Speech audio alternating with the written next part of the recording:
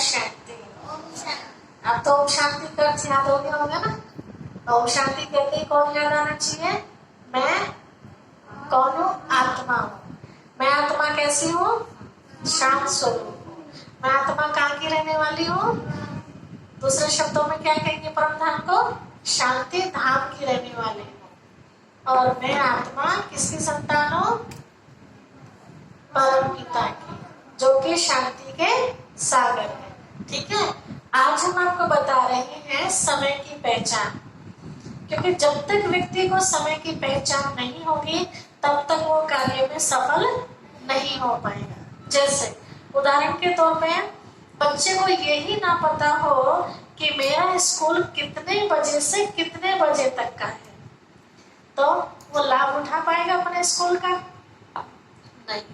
किसी को ये ना पता हो कि मुझे शरीर को खुराक कब और कैसे देनी है, तो वो व्यक्ति सफल हो पाएगा? नहीं। किसी भी कार्य की उसको ये पता ना हो कौन सा कार्य कब करना चाहिए। उदाहरण के तौर पर सवेरे हम सो के उठते हैं, तो हमें सो के उठ के क्या करना चाहिए? सबसे पहले पानी पीना चाहिए। वॉशरूम जाना है तो वो हो के आओ, उसके तुरंत बाद हमें क्या पीना चाहिए? पानी। कैसा? फ्रिज वाला? हाँ, गुनगुना या नॉर्मल पानी? फ्रिज का बिल्कुल नहीं। ठीक है, पहले ब्रश करना चाहिए या पानी पीना चाहिए? क्या करना चाहिए? किस लिए? नहीं, बच्चा ठीक बता रहा। किस लिए? हाँ, उससे क्या होगा जी? हाँ, उससे मतलब पेट साफ होने में मदद मिलेगी, इसीलिए। ठीक है माता जी, नई बात मिली ना आज? तो ऐसा रोज आओगे तो नई बात मिलेगी। हम रात भर सोते हैं, मुंह हमारा बंद रहता है ना, तो हमें लगता है कि गंदगी मुंह में चिपक गई है। वो गंदगी हमारी बहुत काम की है, हम खुला करते हैं बाहर निकाल देते हैं। ऐसा नहीं करना आज के बाद। उसे पीछा मुंह में अंदर जीभ घुमा के, हाँ, आपको पेट साफ करने के लिए कोई और चीज की हेल्प लेने की जरूरत नहीं पड़ेगी। कई बीमारियां खत्म होगी बिना ही आपको मुंह में तरोताजा महसूस जी। ठीक है, उसके बाद फिर आप ब्रश कर सकते हैं। आपने देखा होगा कि पहले हमारे शरीर के अंदर कोई भी बीमारी होती थी तो ये अंग्रेजी दवाइयां नहीं होती थी, घर में उपचार हो जाते थे। उदाहरण के तौर पर किसी के दांत हो जाते थे, आपको तो पता होगा क्या करते थे? क्या बताते थे? बासी पानी या हाँ, बिना दवाई के ठीक हो जाता था। यहाँ आंखों के नीचे काला काला हो जाता है ना, बहुत बार टेंशन की वजह से या कोई एलर्जी है, तो भी सवेरे सवेरे आप ये प्रैक्टिकल किए हुए हैं, है ना? हाँ, तो भी वो ठीक हो जाता है। तो ऐसी कई चीजें, तो शरीर की जानकारी तो हम सबके पास है। कब हमें क्या करना चाहिए? सवेरे उठते हैं, फिर हम घर की सफाई करते हैं। हम सारा काम करके फिर रात को सफाई करें, सोएगा नहीं? सोएगा। तो हर जैसा समय के अकॉर्डिंग हम जब काम करते हैं तो हमें अच्छा महसूस, जब अच्छा महसूस होता है तो हमें मंजिल मिलती जो चाहते हैं। तो ऐसे इस 24 घंटे के चक्र के अंदर हमें कब क्या करना है उसकी तो जानकारी है, लेकिन सृष्टि चक्र के हिसाब से अब कौन सा समय चल रहा है, अब हमें क्या करना चाहिए, अगर उसकी जानकारी नहीं होगी तो फिर हम बहुत बड़ा नुकसान उठा लेंगे। ठीक है, अब जैसे उदाहरण के तौर पर आप देखते हैं कई बार बहुत मेहनत करते हैं, बहुत ज्यादा बार बार मेहनत करते हैं जिस चीज को पाने के लिए, और वो चीज हमें मिलती नहीं है, तो आखिर में क्या कहते हैं? हमारे तो भाग्य में नहीं है ना? तो बड़े बुजुर्ग क्या कहते हैं कि जिस समय भाग्य विधाता भाग्य बांट रहा था तो आप कहीं सोए हुए थे क्या? या लाइन में इतना पीछे लगे हुए थे कि टाइम पूरा हो गया, आपको मेरा एक नंबर ही नहीं आया, या कहे कि आपको पता ही नहीं चला। तीन चीजें, जाग तो रहे थे लेकिन पता नहीं चला, या लाइन में तो थे लेकिन टाइम पूरा हो गया, हमारा नंबर नहीं आया। तो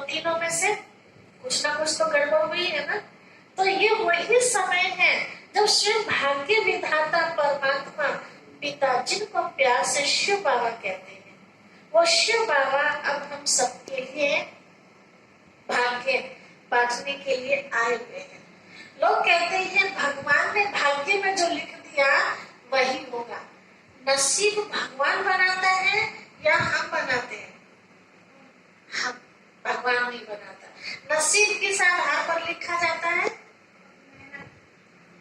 जैसा हम कर्म करेंगे वैसा ही लिखा जाएगा। तो शिव बाबा अब आए हैं, भाग्य लिख नहीं रहे बल्कि भाग्य लिखने की कलम हम सबके हाथ में दे रहे हैं। भाग्य लिखने की कलम मेरे हाथ में है, तो मैं तो जो चाहे अपना भाग्य लिख सकती हूँ ना, तो इसमें तो मैं किसी को दोष दे नहीं सकती ना। तो भाग्य लिखने की कलम क्या है? श्रेष्ठ कर्म। अब किसके हाथ में है कर्म? भ्रष्ट कर्म है लकीर को मिटाने की रबड़। ठीक है, भाग्य की लकीर को मिटाने की रबड़ क्या है? भ्रष्ट कर्म। भ्रष्ट कर्म में क्या आता है? किसी को सताना, है ना, हानि पहुंचाना। कुल मिला के दूसरों की नजरों से गिरने वाले जो काम है वो सारे किसमें आते हैं? भ्रष्ट में आते हैं। तो वो सारा मिटता जाता है। लंबी लकीर खींचनी है तो उसके लिए क्या करना है? श्रेष्ठ पर श्रेष्ठ। श्रेष्ठ कर्म किसे कहेंगे? मेरे किसी भी कर्म से किसी ना किसी तरह सामने वाले को सुख पहुंचना, वो जिस भी काम से सुख पहुंच रहा है वो सारे श्रेष्ठ कर्मों में आते हैं। ठीक है, तो अब कौन सा समय चल रहा है? आज तक हम सुनते आए थे कि कलयुग अभी बच्चा है, ये सुन रहे थे ना। आप सब जानते हैं कलयुग क्या होता है? कभी नाम सुना है? सुना है क्या होता है कलयुग? तो चला गया, जो आने वाला है। अच्छा, तो अब क्या चल रहा है? कलयुग तो आने वाला है, अब क्या चल रहा है? अच्छा, आपने कहा कलयुग है, क्या पहचान है कलयुग अभी?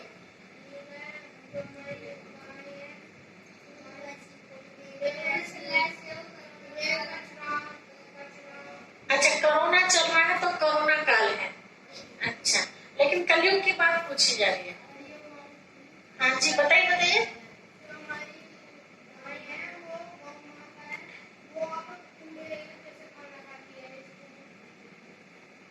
कलयुग कहते हैं मतलब जो काम नहीं होने चाहिए थे वो काम हो रहे हैं, तो इसे कहेंगे कलयुग। और जो काम नहीं होना चाहिए वो काम हो रहा है, तो हमारे मन में क्या होता है? क्या होता है हमारे मन में? भ्रम। और क्या होता है? सोच। कैसी सोच हो जाती है? सुखी वाली, दुखी वाली? दुखी वाली, है ना। तो दूसरे शब्दों में क्या कहेंगे? कलेश, है ना। जैसे आप 3 बच्चे हो अपने मम्मी पापा के, ना, तीनों बच्चों में से कोई काम ऐसा करके आ जाए, बाहर फ्रेंड के साथ लड़ाई झगड़ा करके आ जाए, है ना, और मम्मी पापा को पता चलेगा, तो सुख मिलेगा या दुख मिलेगा? तो दुख को सत्युग कहेंगे या कलयुग कहेंगे? हाँ, इसी को कलयुग कहते हैं। जहाँ कलह कलेश है, जहाँ मन को शांति नहीं है, जहाँ परेशानियां ही परेशानियां हैं, उसी का नाम कलयुग। ठीक है, तो अब कौन सा समय चल रहा है? कलयुग है। आप लोगों के साथ अच्छा करते हैं, लोग आपके साथ बुरा करते हैं, है ना। अच्छे का रिजल्ट खराब नहीं करना, इसी का नाम कलयुग है। तो अब कलयुग का भी कौन सा समय चल रहा है? भलाई का जमाना ही नहीं रहा, सही है ना। तो इसे क्या कहेंगे? घोर कलयुग, है ना। जमाना ही खत्म हो गया किसी को मदद करने का। हाँ, कोई आपके साथ घटना ऐसी घटी है क्या?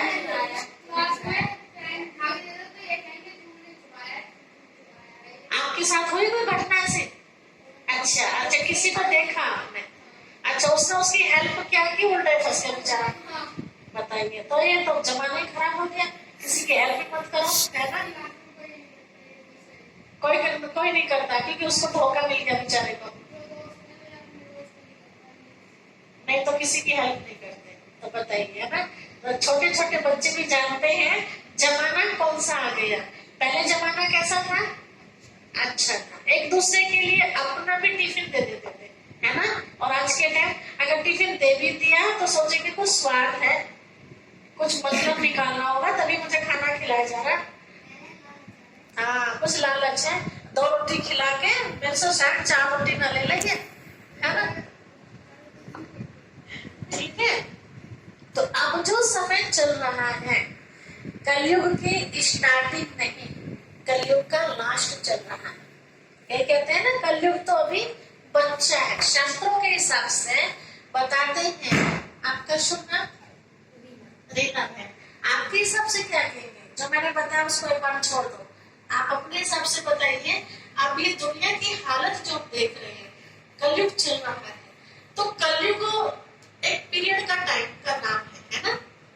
उसका भी समय है, कितने समय का है।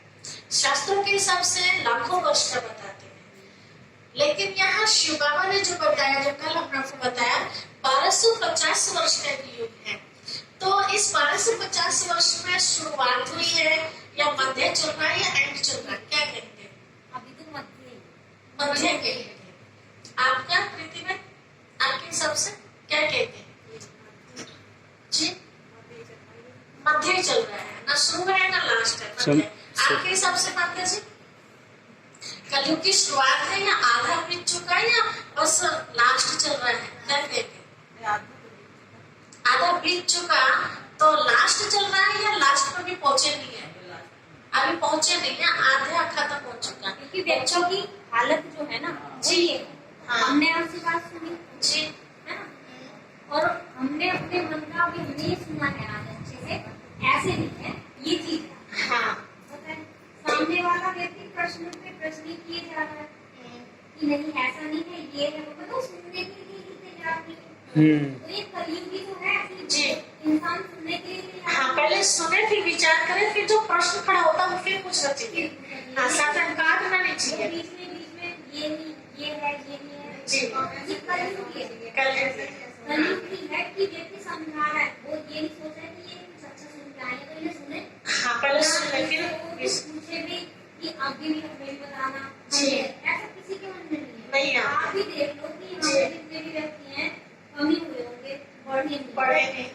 ये कलयुग जी, ही है। हाँ, जो आया समझो वो सुधरना चाहता है, बिल्कुल। अपने कर्म सुधारना चाहता है। हाँ, कुछ नई जानकारी लेना चाहते हैं। ऐसा नहीं है कि इस परिवार में 3 परिवार है हमारे, परिवार और भी है, बिल्कुल। और सूचना सबके पास पहुंची है। सबके पास है, लेकिन जो नहीं आए, बिल्कुल ही नहीं आए, वो क्या है? हाँ, वो अंधकार में है, इसी को कलयुग कहते हैं। ये कलयुग ही है। ठीक है। और कलयुग का अभी नहीं लगता, अंत तो बिल्कुल भी नहीं है। हाँ, अभी अंत नहीं है। ठीक है, अब वही हम आपको बताना चाह रहे हैं कि वर्तमान समय कौन सा चल रहा है। शास्त्रों के हिसाब से अगर लिखत में देखेंगे तो पढ़ने को मिलता है कलयुग अभी बच्चा है। ठीक है, उदाहरण के तौर पर आपकी उम्र कितनी है? 11 वर्ष का ये बच्चा है। आपका नाम कृष्णा। आज मैं इनकी जीवनी लिख देती हूँ कि कृष्णा भाई 11 वर्ष के हैं। ठीक है, पूरी 10 पेज की वो कहानी लिखी गई। फिर उस कहानी को रोज में पढ़ती रहूं। कृष्णा भाई 11 वर्ष के हैं, हर रोज में ये लाइन पढ़ती हूँ। ठीक है, और पढ़ते पढ़ते मुझे 1 साल हो गया, तो कृष्णा भाई कितने साल के हो जाएंगे? किताब के ऑटो हिसाब से तो, और वैसे 12। पढ़ते पढ़ते मुझे 10 साल हो जाए, रोज में पढ़ रही हूँ। कृष्णा भाई 11 साल के, 10 साल हो गए पढ़ते पढ़ते। कितने साल के हो जाएंगे कृष्णा भाई? 21 साल, है ना। तो ये मेरी समझदारी है, मूर्खता है ना, कि मैं किताब को पढ़ रही हूँ, कलयुग अभी बच्चा है। सामने में लोगों से भी बहस करें, कृष्णा भाई को 11 साल के देखो ये लिखा, सच में कृष्णा भाई को देखो कितना बड़ा हो गया।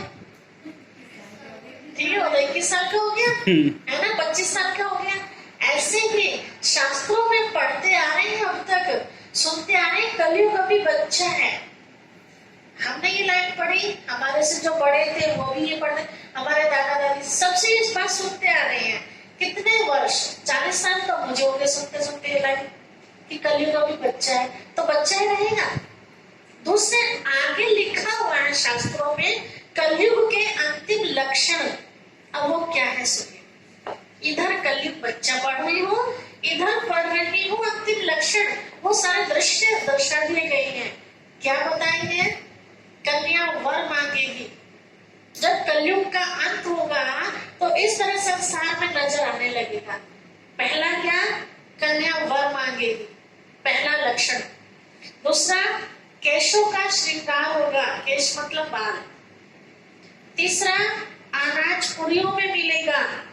चौथा, गाय विष्ठा खाएगी। पांचवा, बाप के आगे बेटे की अर्थी जाएगी। ये 5 पहचाने बताइए। अब ये 5 बातें जो मैं आपको बता रही हूँ, ये सब संसार में देख रही है या नहीं? मेरे कहने पे नहीं, आप अपने हिसाब हो रहा है ना। कन्या वर मांग रही है, पंचायत नहीं मिलता तो भाग रही है। बच्चे नहीं जानते होंगे इसका बात, आप सब तो जानते हैं ना। पहले क्या होता था, आप अपने टाइम की बात याद करो। हाँ, उससे आपके समय से पहले की घटना बच्ची को पता भी नहीं होता था। मेरा पति अंधा है, काला है, गोरा मोटा, मेरे से भी हाइट में छोटा है, क्या कुछ नहीं पता, क्या करता कुछ भी नहीं पता होता था। माता जी के जमाने की कहानी होगी, है ना। और आज का माँ बाप को पता भी नहीं चलता, बच्चा कह रहा था यही है मेरी जिंदगी के साथी, कर दो नहीं तो जबरदस्ती ले आऊंगा। करना पड़ता है। घर में कलह कलेश ना हो, इसी का नाम क्या है? कल। तो झुकना पड़ गया ना, मैं नाम चाहते भी। लड़की भी क्या देती है, नहीं तो आप जा रहे फांसी का, दोनों एक साथ धाम जा रहे। बस इतना ही कर देते हैं जब दुखी हो जाते हैं, भाई ठीक है इस घर में मत आना, जो अब हिस्सा बनता है वो देकर तुम अपना कहीं भी पहुंच लो, है ना। कई माँ बाप की सहमति भी मजबूरी है ना। तो दूसरा, केशों का श्रृंगार होगा। पहले कभी ब्यूटी पार्लर सुने थे? नहीं सुने थे ना। हाँ? नाई भी नहीं हुआ करते थे, घर में माँ बाल काट देती थी, दादी माँ कर देती थी इतना काम। और आजकल है ना, पार्लर में किस किस तरह की सब जानते हैं, हमें बताने की जरूरत नहीं है। अनाज पुड़ियों में मिलेगा, मतलब महंगाई आसमान को छुएगी। पहले कभी 100 ग्राम आटा मिलता था, और आज 100 ग्राम तो छोड़ो, आप 25 ग्राम की आटा ले आएंगे। ठीक है, आपके जमाने में शायद आने दो आने चलते होंगे, हमारे जमाने में पैसे हुआ करते थे। आपने पैसे देखे? पैसे होते रुपए नहीं, 25 पैसे। 25 पैसे से छोटा देखा? 25 पैसे देखे? 20 पैसे देखे? देखे चलते थे आपके टाइम पे?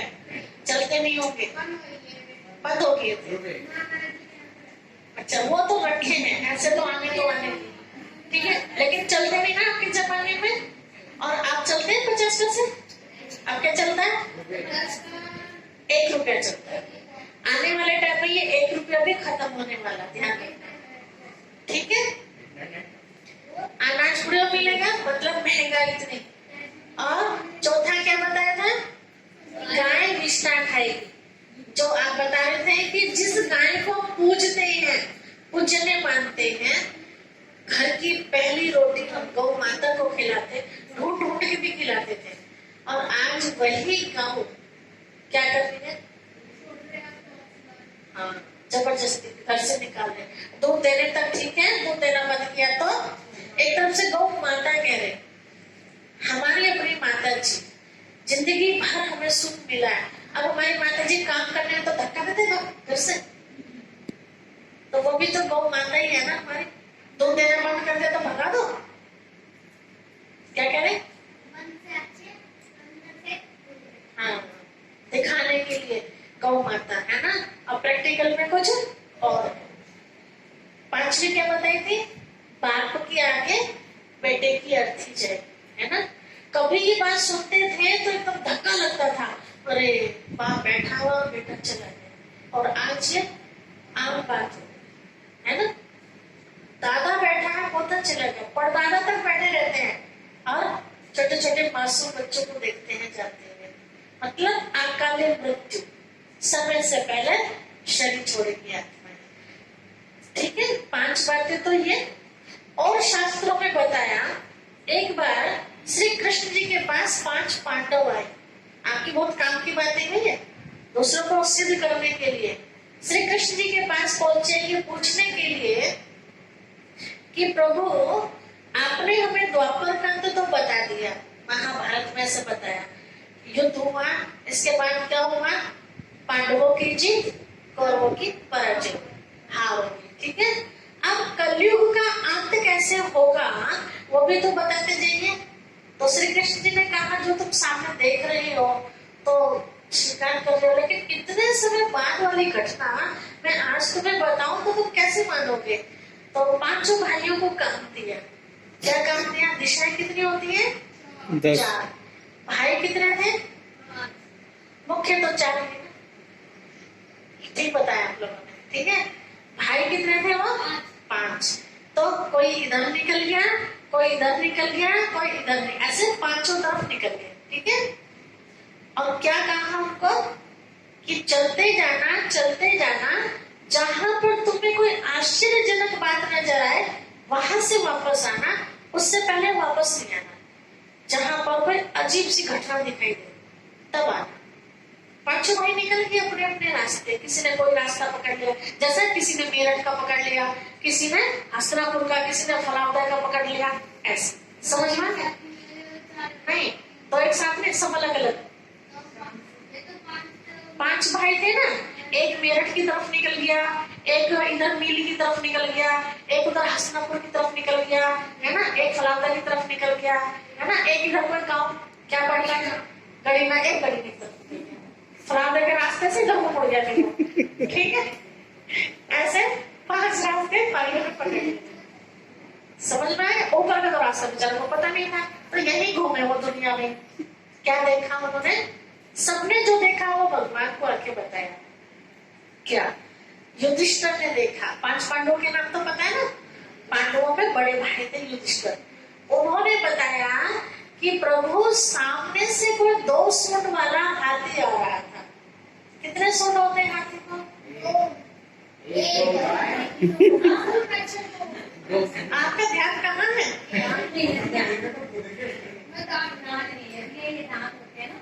अच्छा, वो तो दांत होते, सूंड पूछे क्या? हाँ, नाक उसकी। हाँ ठीक है, तो एक होती है, देखे कितने? 2। तो अजीब सी घटना थी ना। अर्जुन से पूछा, उन्होंने कहा कि बहुत सुंदर पक्षी था। पक्षी जानते हैं? उड़ने वाले पर। नमस्ते, ओम शांति। ठीक है, क्या किया उन्होंने बताया? बहुत सुंदर पक्षी था, उसके पंखों पर बहुत सुंदर सुंदर ज्ञान की बातें लिखी। सुंदर सुंदर मतलब अच्छी अच्छी बातें। उसके चोंच में मांस का टुकड़ा था। अब अच्छा लगेगा? अब मैं आपके सामने अच्छे अच्छे ज्ञान की बातें करूं और खाना खाऊं गंदा, क्या कहेंगे? कैसी विधि है ये? हम ना सुनते इनसे ज्ञान, ये तो कहोगे जब मेरा खाना भी शुद्ध देखोगे, मेरा बोलना भी शुद्ध देखोगे, मेरे काम भी अच्छे देखोगे, तभी तो आपका मन करेगा इन दिन से ज्ञान सुनना चाहिए। और जो सुनावे तो कुछ और करे कुछ और, तो प्यार होगा या नफरत होगी? नफरत। तो वही अर्जुन ने देखा। पहले तो बहुत अच्छा लगा, कितनी अच्छी अच्छी बातें, लेकिन जब मुंह में मांस का टुकड़ा देखा तो अजीब सा लगा, है ना, ये तो गलत बोला। अब नंबर आया भीम का। पहले वो आता है, उससे फिर भीम आता है। हाँ, तो अब भीम ने क्या देखा? कोई भी आगे पीछे। भीम भाई ने क्या देखा? एक गाय अपनी बछिया का दूध पी रही थी। अलग ही उल्टा। ठीक है, पर बछिया को पीना चाहिए ना, बछिया को पीना चाहिए, है ना, और गाय बछिया का पी रही है। ठीक है, अब नकुल ने क्या देखा? एक लाइन में 3 कुएं हैं, तो एक कुएं का पानी दूसरे में जाना चाहिए, लेकिन दूसरे में नहीं जा रहा था, वो सूखा पड़ा। जो दूर था तीसरा, उसमें जा रहा था। दूर दूर से कनेक्शन था, बीच वाला बेचारा सूखा पड़ा। ठीक है, तो गड़बड़ थी ना भाई।